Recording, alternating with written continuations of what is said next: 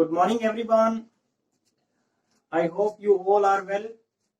So आज हम 12th class का एक चैप्टर नंबर 4 से एक बहुत ही इंपॉर्टेंट क्वेश्चन आप लोगों को करवाऊंगा मैं।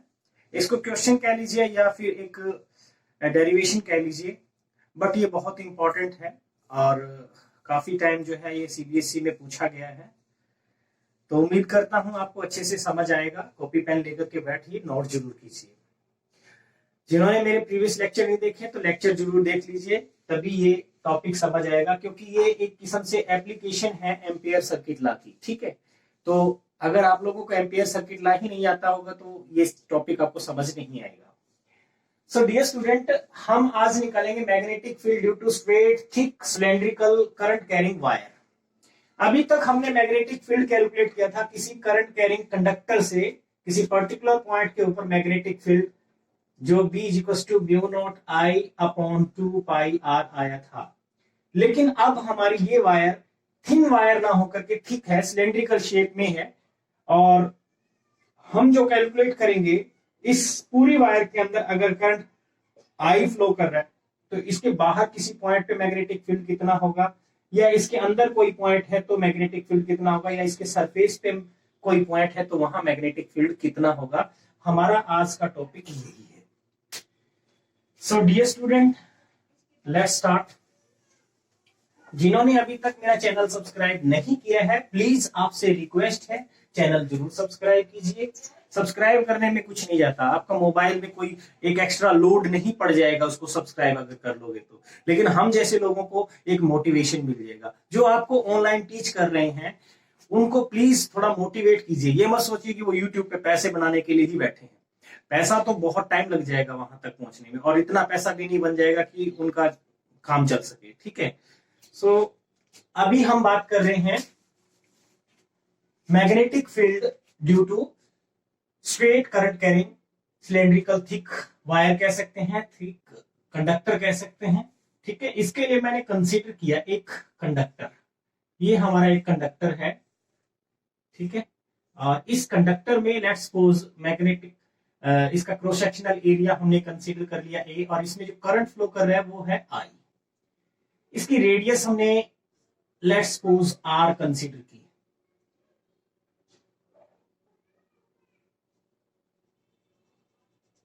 और इसके एक्सियल लाइन से एक किसी स्मॉल आर डिस्टेंस पे मैंने पॉइंट पी कंसीडर कर लिया, जहां पे हम मैग्नेटिक फील्ड कैलकुलेट करेंगे according to right hand rule, right hand thumb rule.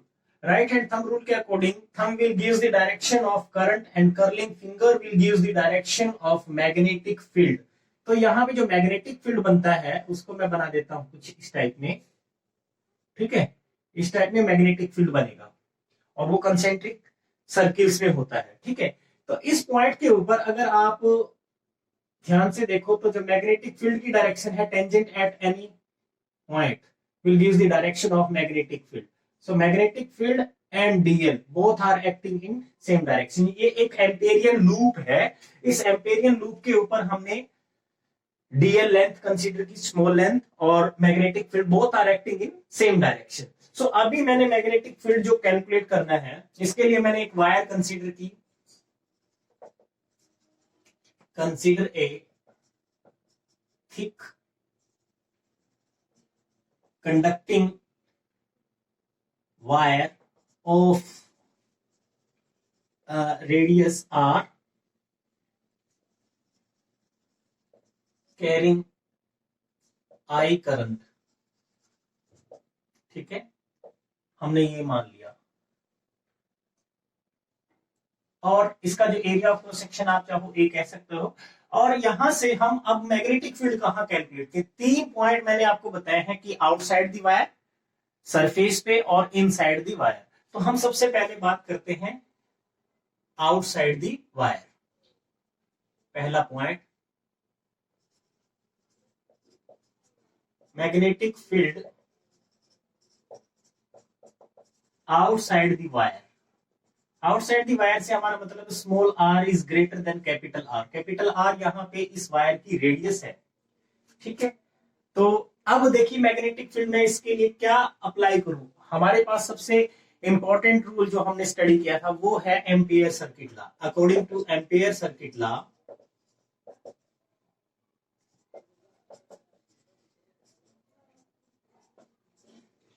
Ampere circuit law के according B dot dl over a close surface is always equals to mu naught times the current. ठीक है, mu naught times the current. अब ये हमने study किया है। इसके लिए मैंने देखिए ये एम्पेरियन लूप कंसीडर किया, और इसी के ऊपर आप अगर देखोगे magnetic field dl both are acting in same direction, so dl और b के बीच में आपको पता है एंगल कितना हो गया, 0 degree. So B D L cos of 0 degree, dot product हटाएंगे तो कोस थीटा आता है, और कोस थीटा, थीटा की वैल्यू यहाँ पे 0 है क्योंकि बी और DL both are acting in same direction. So mu naught I, cos 0 1 होता है, B integration of DL over a close surface mu naught I, और बी इज इक्वल्स टू कितना आ जाएगा, देखिए डीएल का इंटीग्रेशन करोगे आप, इसका इंटीग्रेशन करोगे तो ये जो एम्पेरियन लूप है इसकी पेरिफेरी या कह सकते सर्कमफेरेंस आ जाएगा, यानी जिसको कह सकते हैं 2 pi small R, small R ही है इसकी रेडियस तो इसीलिए small are is equals to mu naught I, और B is equals to mu naught I divided by 2 pi R. ये मैग्नेटिक फील्ड आया आउटसाइड दी, आउटसाइड के लिए बी नॉट लगा देता हूं, ठीक है, आउटसाइड दी थिक वायर।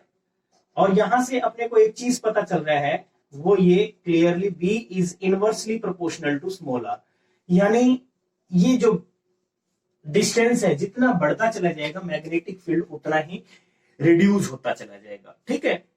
और ये आपने नोट कर लिया होगा। इसको मैं इस रिजल्ट को एक तरफ लिख देता हूं ताकि हमें बाद में इसकी जरूरत पड़ेगी। बी नॉट जो आ रहा है, B naught is equals to mu naught I divided by 2 pi r outside the wire, ये मैग्नेटिक फील्ड आया है, ठीक है। हाँ जी, फटाफट शेयर कर दीजिए और कमेंट जरूर कीजिए, कमेंट जरूर कीजिए ताकि हमें थोड़ा सा मोटिवेशन मिलना जरूरी होता है। आप शेयर करोगे और पर्सनली भी आप किसी को कह सकते हो कि भाई ये चैनल सब्सक्राइब करो, ये हमारे सर का है, थोड़ा सा हमें अच्छा फील होता है। चलो हम बात करते हैं इनसाइड द कंडक्टर। अब सेम मेथड तो यही रहेगा, इसको मैंने थोड़ा सा हटा दिया। अब देखिए यहां पे कंडीशन लेते हैं, मैग्नेटिक फील्ड आउटसाइड की जगह पे मैंने लेना है अब इनसाइड, ठीक है, ये भी हटा देते हैं। Magnetic field inside the wire, यानी स्मॉल आर अब लेस देन कैपिटल आर होगा। जो पॉइंट हम कंसीडर करेंगे पॉइंट इनसाइड दी वायर होगा। इस फिगर को मैं थोड़ा सा मॉडिफाई कर देता हूं, इस फिगर को मॉडिफाई करना जरूरी है अब, क्योंकि एज इट इज हम इसको यूज नहीं कर पाएंगे, अब दूसरा फिगर बनाना पड़ेगा। और इसके लिए मैंने थोड़ा सा और थिक वायर ले ली इसको समझने के लिए, ताकि फिगर क्लियर बन सके। ये देखिए ये एक वायर है, वही वायर जिसकी बात कर रहे थे हम। अब वो पॉइंट आपने चूज कर लिया अंदर, यहां कहीं पे वो पॉइंट, ठीक है, ये पॉइंट हो गया हमारा अब Q, और इसकी वजह से जो एम्पेरियन लूप बनेगा वो कुछ ये बनेगा, और ये डिस्टेंस हो गया स्मॉल r। अब यहां पे थोड़ा सा सोचना पड़ेगा, क्या यहां पे करंट इस एरिया का, ये जो एरिया बना है, इतना पोर्शन का जो एरिया बना है, क्या ये एरिया पहले वाले एरिया के इक्वल है? पहले यहां पे जो करंट टोटल फ्लो कर रहा था I था, इस पूरे रेडियस R, और ये एरिया जो भी था A। लेकिन अब ये जो क्रॉस सेक्शनल एरिया बन रहा है, जहां पे आपने पॉइंट Q कंसीडर किया है, उसके अंदर करंट कितना फ्लो कर रहा है? वो करंट लेट्स सपोज मैंने कह दिया कि इतने पोर्शन में इस क्रॉस सेक्शन के अंदर जो करंट फ्लो कर रहा है वो है I डैश। अब ये I डैश कितना है, इस पे डिपेंड करेगा हमारा मैग्नेटिक फील्ड Q कितना होगा। और इसको भी हम according to ampere circuit law same मैंने यही रूल लगाना है, लेकिन म्यू नहीं होगा, म्यू नॉट नहीं होगा, क्योंकि वैक्यूम नहीं है, ये मटेरियल है, कुछ ना कुछ इसकी मैग्नेटिक परमिबिलिटी होगी, नो डाउट, ठीक है। तो इसकी मैग्नेटिक परमिबिलिटी मैंने म्यू कंसीडर कर ली। करंट I डैश है, I नहीं है अब, ठीक है, क्योंकि इतने पोर्शन में अब कितना करंट फ्लो कर रहा होगा वो आई डैश है, हमें नहीं पता, उसको हम निकालेंगे। उसको निकालने का क्या तरीका है, चलो वो भी समझा देता हूं। देखिए आपको ये पता है पहले कितना था, पाई capital R square cross section अगर है तो करंट फ्लो कर रहा था हमारा आई, ठीक है। और अगर क्रॉस सेक्शन यूनिट एरिया है तो हम कह सकते हैं करंट फ्लो करेगा आई divide by pi capital R square. Capital R square यानी पाई क्रॉस सेक्शनल एरिया ये था तब, उस टाइम पे इतना करंट था। यूनिट एरिया हो तो I divide by pi R square, और अगर एरिया हो हमारे पास pi pi into R square small R, अब ये रेडियस स्मॉल आर, इसका क्रॉस सेक्शन एरिया आ गया इतना।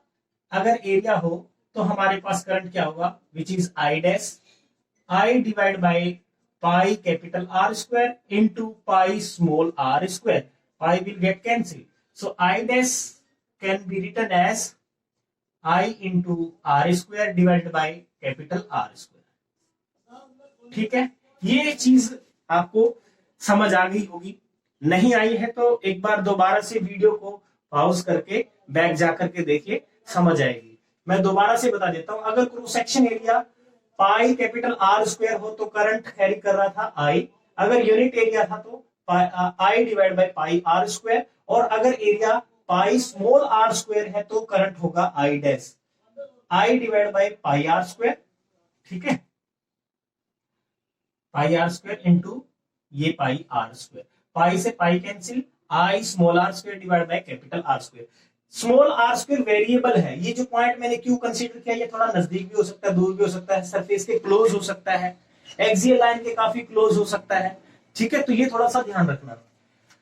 और ये म्यू कितना होता है, म्यू के बारे में आप ऑलरेडी जानते हो, mu naught into mu R, relative permeability into permeability of free space, तो इसको हम ये लिख सकते हैं। अब आपके पास सारी चीज है, इसको हम अप्लाई करेंगे। यहां पे again B and DL are acting in same direction, B and DL are acting in same direction, so इसको मैं लिखूंगा BDL cos of 0 degree, again यहाँ पे BI बोल देता हूं, पहले मैंने B नॉट लिया था आउटसाइड के लिए B आउट, ठीक है, और इसको लिख दिया मैंने mu naught mu R into I dash. अब आई डैश की वैल्यू मैं बाद में रख लूंगा, कोई बात नहीं, cos 0 होता है 1 जैसा हमें पता है, so B inside the conductor DL, integration हम डीएल का करेंगे, म्यू नॉट म्यू आर और आई डैश।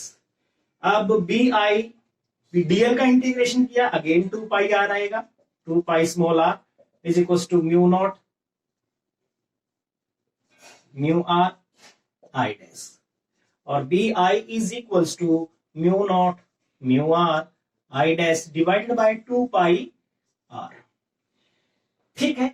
अब हम इसमें क्या करते हैं, इस आई डैश की वैल्यू पुट कर देता हूं, इस आई डैश को मैंने यहां से हटा के यहां पे वैल्यू पुट कर दी आई डैश की, वो कितनी है, वो है I into R square divided by capital R square. अब इस आर से ये एक आर कैंसिल हुआ, जो रिजल्ट आया, रिजल्ट हम यहां लिख देते हैं, B I is equal to mu naught mu are I into small are,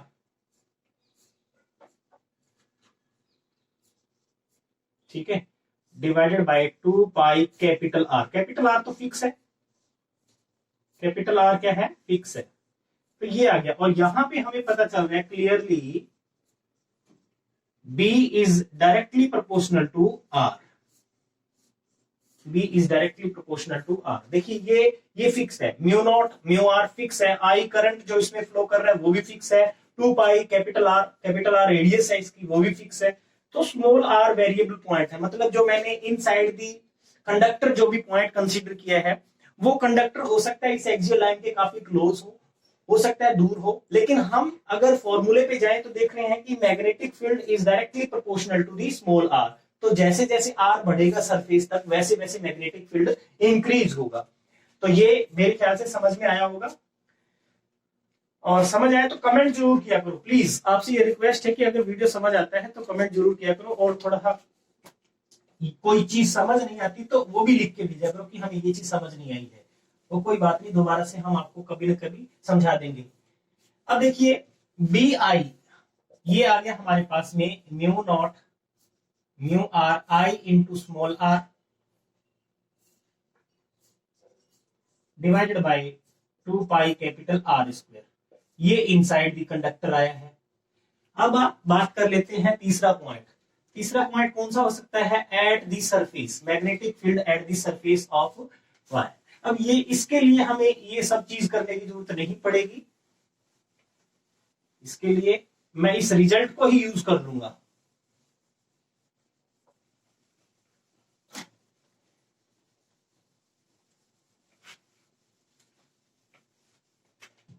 magnetic field at the surface of wire. Surface of wire का मतलब है हमारा स्मॉल आर, अभी किसके इक्वल हो गया? कैपिटल आर के इक्वल ही हो गया। ठीक है, तो ये जो फॉर्मूला है, इसको इक्वेशन नंबर आप 1 कहना चाहो 1 कह लीजिए। फ्रॉम इक्वेशन 1, ठीक है, इक्वेशन 1 के अंदर अब ये सरफेस पे हो जाएगा, बी एस कह दिया मैंने surface, mu naught mu are I into capital R हो जाएगा, क्योंकि स्मॉल आर अब किसके इक्वल हो गया? कैपिटल आर के इक्वल हो गया, divided by 2 pi capital R square. एक आर से आर कैंसिल हुआ, so B S is equal to आ जाएगा mu naught mu are I divided by 2 pi capital R. ये मैग्नेटिक फील्ड होगा सरफेस पे। ठीक है, समझ आ गया होगा जरूर से जरूर। सिर्फ मैंने इस फॉर्मूले में स्मॉल आर की जगह पे कैपिटल आर रख दिया, क्योंकि हमारा पॉइंट अब धीरे धीरे सरफेस पे आ गया, तो स्मॉल आर की वैल्यू भी कैपिटल आर के इक्वल होगी। इसमें मैंने पुट किया। यहां आप नोटिस कर पा रहे हो, देखो सारी चीज फिक्स है, तो ये कांस्टेंट है। सरफेस पे सब जगह पे मैग्नेटिक फील्ड कांस्टेंट होगा। इस पे ग्राफ भी पूछा जाता है, कोरिस्पोंडिंग ग्राफ भी बनाइए। ठीक है, अब यहां पे मेरे पास में ये रिजल्ट आ गए, तीनों रिजल्ट यहां आ गए हैं। ये लिख देता हूं, बी सरफेस पे आया है, mu naught mu are I divided by 2 pi capital R, ये सरफेस पे आया है। ठीक है, अब इसका ग्राफ बना के देखते हैं, ग्राफ कैसा बनेगा। ठीक है, ये नोट कर लिया होगा।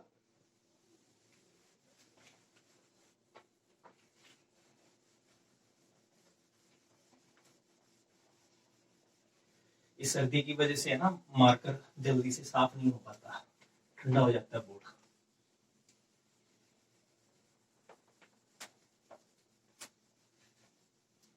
हाँ जी, अब ग्राफ बनाएंगे।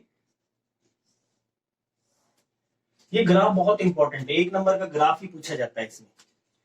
ठीक है, ये आर हमने कंसिडर कर लिया, ये मैग्नेटिक फील्ड। ये ग्राफ जो है कुछ ऐसा बनेगा, मैं बना देता हूं पहले और फिर आपको समझाऊंगा कैसे। ये इस टाइप का, ये small are is equal to capital R है, ये small are less than capital R है, ये small are greater than capital R है। ये इनसाइड हो गया एक किस्म से, इनसाइड, ये है आउटसाइड, और ये है सरफेस। सरफेस पे जो मैग्नेटिक फील्ड की वैल्यू है वो वैल्यू है B is equal to mu naught mu are I divided by 2 pi capital R. अभी आपने निकाली है। यहां पे magnetic field directly proportional to small r है। देखो, जब तक सरफेस नहीं आ जाता तब तक मैग्नेटिक फील्ड इनसाइड क्या था? B is directly proportional to small r था, स्मॉल आर डायरेक्टली प्रोपोर्शनल। और डायरेक्टली प्रोपोर्शनल का ग्राफ आपको पता है कैसे आएगा। ठीक है, और जैसे ही सरफेस आ गया, सरफेस पे आने के बाद जैसे ही आउटसाइड हम जाएंगे, तो outside the magnetic outside the conductor अगर हम बात करें, तो magnetic field is inversely proportional to R, inversely proportional to R. ये B is inversely proportional to R. ठीक है, ये सरफेस है, मैक्सिमम जो होगा वो इतना होगा, सरफेस पे ही मैक्सिमम होता है। तो ये ग्राफ पूछा जाता है। ठीक है, तो उम्मीद करता हूं टॉपिक बहुत अच्छे से कवर हो गया होगा। ये टॉपिक डेरिवेशन टाइप में ना लेकर के क्वेश्चन भी पूछा जाता है, इसको क्वेश्चन बना के ही पूछता है।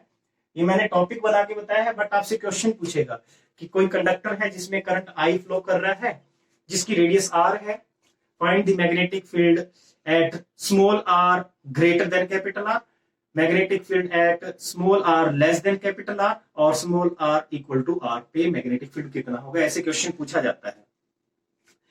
डियर स्टूडेंट, प्लीज आपसे रिक्वेस्ट है कि आपके एग्जाम जो है बोर्ड के होते हैं, चाहे कोई भी बोर्ड हो, स्टेट बोर्ड हो या सीबीएसई बोर्ड हो, प्रॉपर कीजिए। वीडियो को देख करके आप छोड़िए मत, रेगुलरिटी बनाइए। पंक्चुअलिटी होना जरूरी है स्टडी के अंदर, तो आपका अच्छी तैयारी होगी। जो टॉपिक मैं कवर करवा रहा हूं वो टॉपिक के अंदर पूरा अच्छे से समझिए और उसी पे बेस्ड क्वेश्चन भी कीजिए। इसका क्वेश्चन जनरली यही क्वेश्चन भी है ये, ठीक है। हर एक टॉपिक जो मैं कवर करवा रहा हूं उसका न्यूमेरिकल जरूर कीजिए। कोई न्यूमेरिकल प्रॉब्लम होती है तो उसकी फोटो खींच करके मुझे व्हाट्सएप कर सकते हैं 9896530903 पे, ताकि मैं उसका सोल्यूशन आपको रिप्लाई कर सकूं, ठीक है। और उम्मीद करता हूं कि मेरे लेक्चर आपको हेल्पफुल होंगे, और शेयर करना मत भूलिए। कम से कम पर्सनली मेरे लिए जो है 5-10 लोगों को इस चैनल से सब्सक्राइब करवाइए, खुद अपने तरफ से कह करके कि जरूर से जरूर इस चैनल को सब्सक्राइब करो, ठीक है। और बने रहिए मेरे साथ, उम्मीद करता हूं कुछ अच्छा ही होगा। और इस उम्मीद के साथ thank you, have a nice day, good luck.